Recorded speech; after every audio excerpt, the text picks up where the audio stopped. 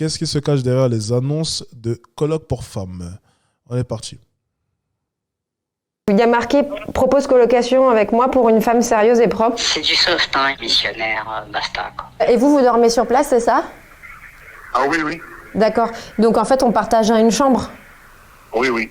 Non, pas de loyer, non. Rien à payer, pas de gaz, pas d'électricité, absolument rien à payer. D'accord, donc que du sexe. C'est ça. Quand on cherche un appart, on trouve beaucoup d'annonces de ce genre. Des offres de colocation proposées par des hommes et visant... Oh, ok.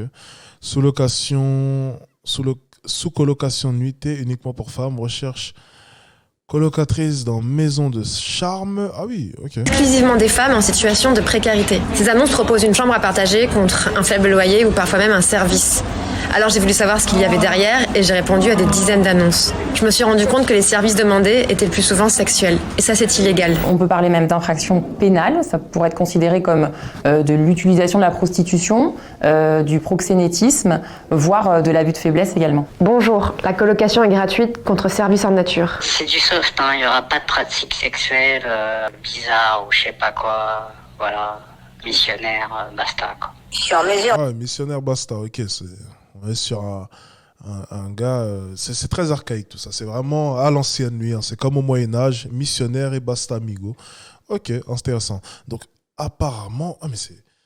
D'accord. Donc, en fait, on pose des annonces. Donc, quand son appartement est trop vide, on poste une annonce sur le Bon Coin. Et on va chercher des filles, du coup, qui ne savent plus où dormir et leur proposer des services. Ok. D'accord, ok. Moi, ça me choque pas, personnellement. Je vois pas ce qu'il y a de choquant. C'est échange de bons procédés. Enfin, c'est service, quoi. Tu dors et, à contrario, ben, enfin, à partir du moment où on va cautionner la prostitution, je vois pas ce qu'il y a de choquant dans tout cela. Hein. On va faire tout un tas de reportages sur il faut protéger les...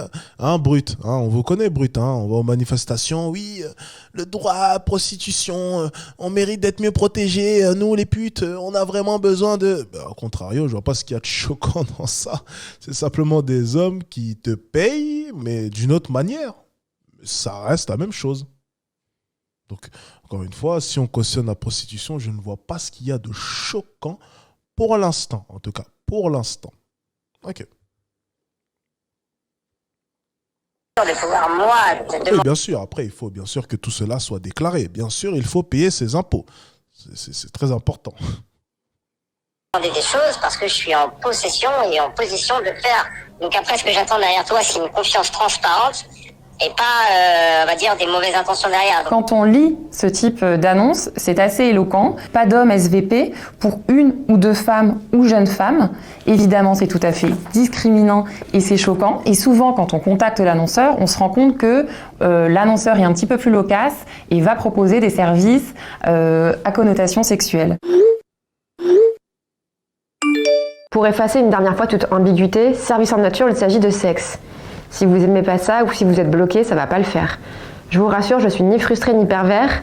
J'ai horreur de courir après les femmes et aussi je n'ai pas fait vœu d'abstinence. Je fais comme des amis et ça me va. Est-ce que c'est légal de proposer une chambre à partager avec 2 lits séparés ? Alors, c'est assez flou et la loi ne se prononce pas clairement là-dessus. On peut considérer que ça ne correspond pas à l'exigence légale de décence qui impose une surface minimale de location ou colocation de 9 mètres carrés. Donc on peut considérer que le colocataire ou le locataire doit avoir son propre espace avec son propre lit, avec un système éventuellement de fermeture. Je crois une chambre, il y a le salon. Le salon, c'est pas pour dormir. Et le loyer, c'est combien? Non, c'est gratuit, juste pour faire gratuit, c'est juste pour dépanner. Vous avez quel âge, vous? Moi, j'ai 25 ans. 25 ans.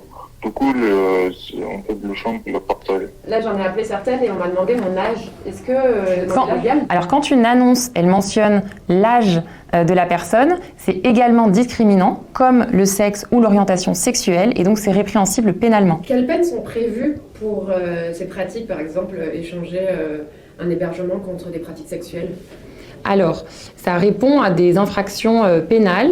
On peut parler, par exemple, de harcèlement sexuel, d'abus de faiblesse, même de prostitution, voire de proxénétisme.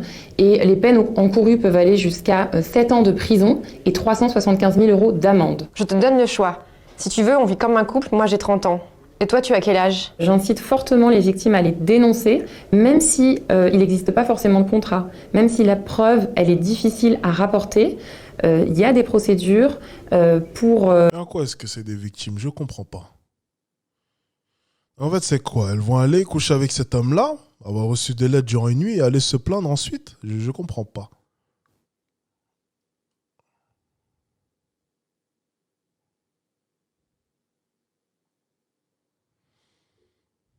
Pour dénoncer ce genre de pratique, pour engager la responsabilité pénale des annonceurs. Les avocats sont là pour aider les victimes et on a des systèmes d'aide juridictionnelle pour les victimes qui sont dans un état de précarité et qui ont besoin d'aide.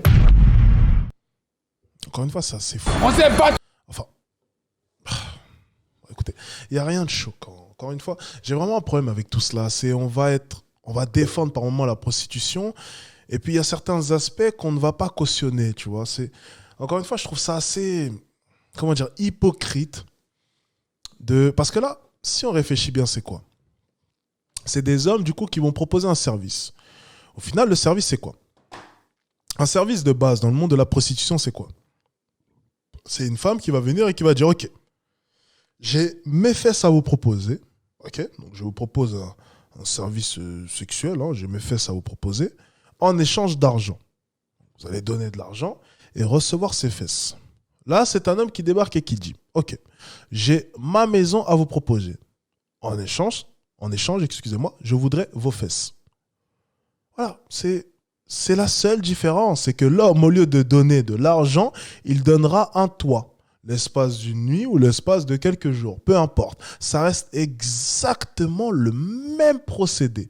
Il n'y a aucune différence. La maison est financée avec un loyer, donc avec de l'argent. C'est exactement le même système. Alors pourquoi est-ce que dans ce sens, on parlerait d'harcèlement ou je ne sais quoi? Enfin, je trouve ça quand même assez hypocrite de leur part. Et on va aller défendre les prostituées, les putes, lors de leur marche, et dire que le droit à la prostitution est important. Bon, original.